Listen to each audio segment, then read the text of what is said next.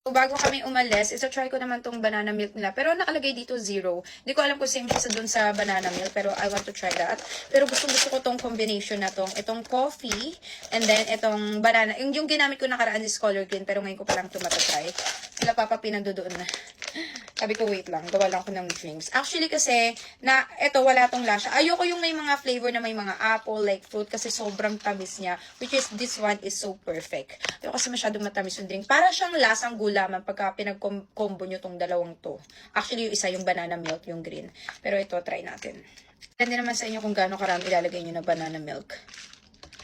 Maging busy na naman ako. Marami na naman akong gagawin. Maging busy na naman yung babaeng Latino masikip. Alin naman ang straw na kuha ni Ate Glo.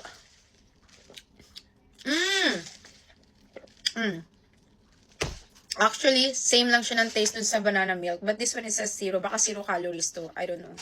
So, let's go. Hindi ko nilahat-lahat yung banana milk kasi ayoko na masyadong matamis. Sige, kaya niya. Ipasok niya yan. Okay. Basta ako, hawak ko lang yung Next time, to go home? Ano what? Are you excited? Going back to school now. Yeah. And then, tutor.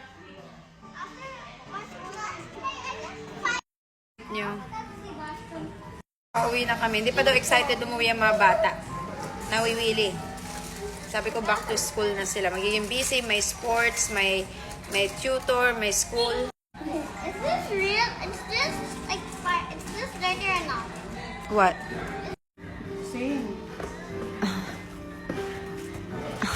Bigat na.